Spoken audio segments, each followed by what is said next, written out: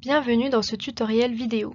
Cette vidéo présente le domaine autodétermination du module sur le changement climatique du navigateur autochtone.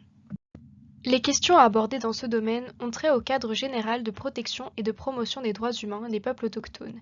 Il comprend le droit à l'autodétermination, le droit au consentement préalable libre et éclairé et le droit à la non-discrimination tant collectivement qu'individuellement. Les États ont l'obligation légale en matière de droits humains de faire respecter ces droits dans toutes les politiques, y compris les lois et politiques relatives au climat. Le préambule de l'accord de Paris reconnaît l'importance de respecter les droits humains et les droits des peuples autochtones dans le contexte de l'action climatique. Il appelle les parties à tenir compte de ces obligations lorsqu'elles prennent des mesures pour lutter contre le changement climatique. La reconnaissance de ces droits est également essentielle pour protéger les droits collectifs et individuels des peuples autochtones à la terre, au territoire et aux ressources lors de la mise en œuvre des mesures relatives au changement climatique, veiller à ce que les peuples autochtones et leurs institutions représentatives participent de manière significative au processus décisionnel sur les mesures relatives au changement climatique.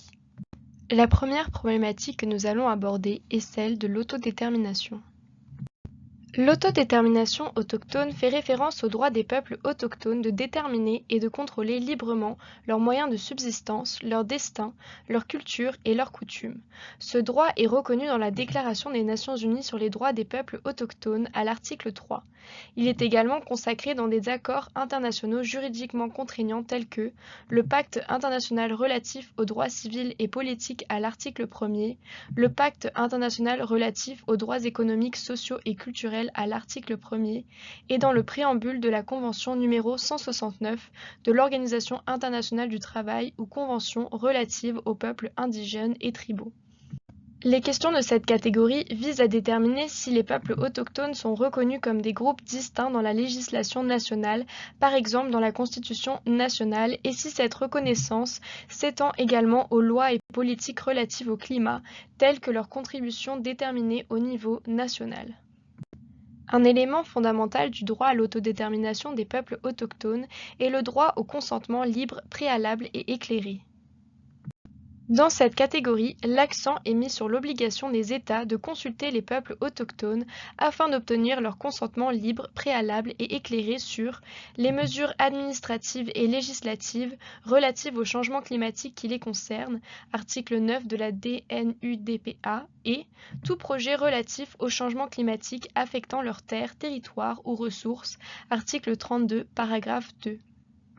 Les États ont l'obligation de consulter les peuples autochtones avant d'adopter et d'appliquer des mesures administratives ou législatives relatives au changement climatique qui les concernent.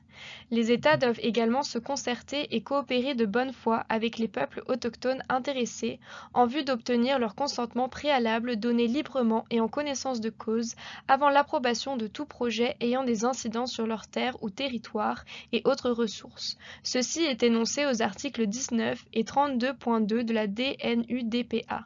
Cela inclut les projets relatifs au climat.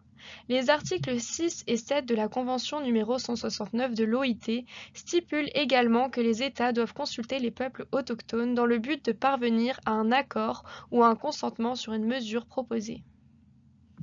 L'enquête nationale évalue si l'État reconnaît son devoir de consulter les peuples autochtones avant de prendre des mesures relatives au changement climatique qui les concernent et si des procédures ou des mesures sont en vigueur pour garantir cette consultation appropriée, telles que des évaluations des effets sur l'environnement. L'enquête communautaire évalue la qualité des processus de consultation, notamment dans le cadre des mesures relatives au changement climatique. Il s'agit d'examiner dans quelle mesure ils étaient inclusifs et s'ils satisfait aux exigences de la norme du consentement libre, préalable et éclairé.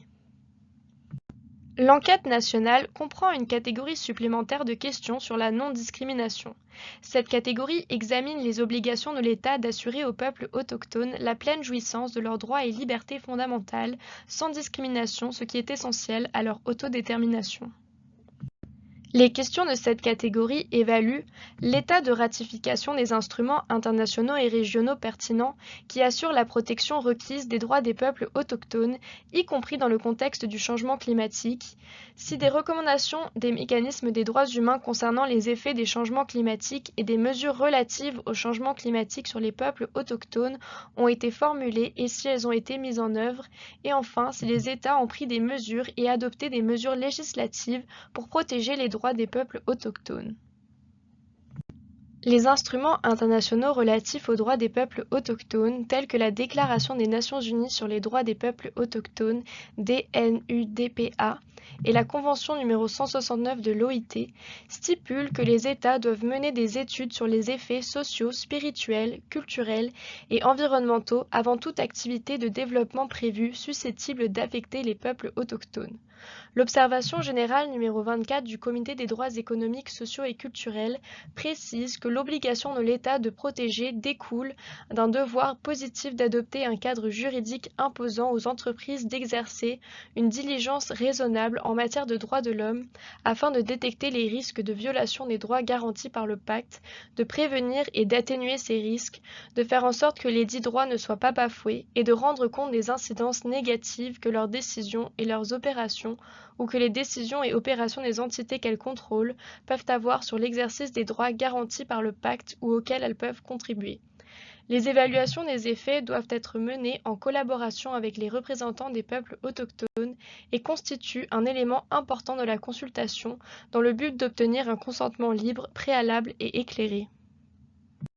La pleine jouissance des droits individuels et collectifs est essentielle pour garantir la non-discrimination. La DNUDPA stipule que les États doivent prendre des mesures pour assurer une amélioration continue des conditions économiques et sociales des peuples autochtones. Le pacte international relatif aux droits économiques, sociaux et culturels prévoit des normes sur la manière dont la réalisation des droits devrait être financée dans le cadre de la réalisation progressive de ces droits.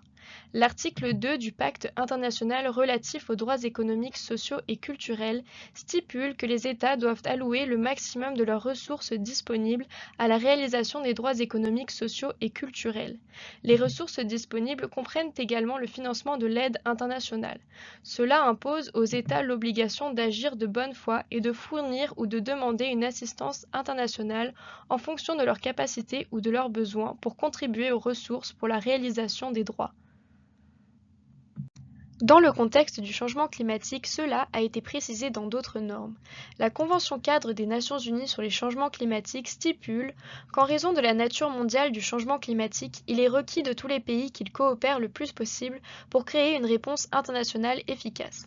Cependant, elle reconnaît le lien entre l'industrialisation et le changement climatique et le fait que certains pays contribuent historiquement et actuellement davantage aux émissions mondiales de gaz à effet de serre.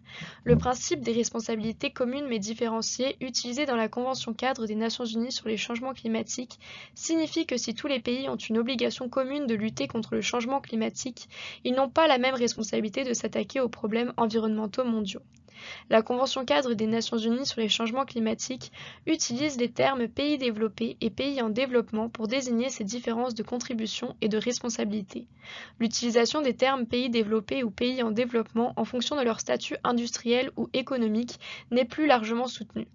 Cependant, les obligations énoncées par la Convention cadre des Nations Unies sur les changements climatiques, sur la base de ces distinctions, restent les principales obligations convenues au niveau international pour financer l'atténuation du changement climatique et l'adaptation à celui-ci. L'article 4.3 de la Convention cadre des Nations Unies sur les changements climatiques appelle les pays développés et les autres parties développées à fournir des ressources financières nouvelles et additionnelles pour l'adaptation au changement climatique et son atténuation. Les parties qui entrent dans cette catégorie sont énumérées à l'annexe 2 de la Convention. Cela signifie que dans cette catégorie des enquêtes, certaines questions ciblent les contextes des pays dits développés ou en développement. Chaque question dira lequel au début de la question. Répondez aux questions qui sont pertinentes pour votre contexte et sautez les questions qui ne le sont pas. Si vous n'êtes pas sûr, vous pouvez consulter la liste des pays développés enregistrée par la Convention cadre des Nations Unies sur les changements climatiques dans l'annexe 2. Vous la trouverez sur le site web de la Convention cadre des Nations Unies sur le changement climatique.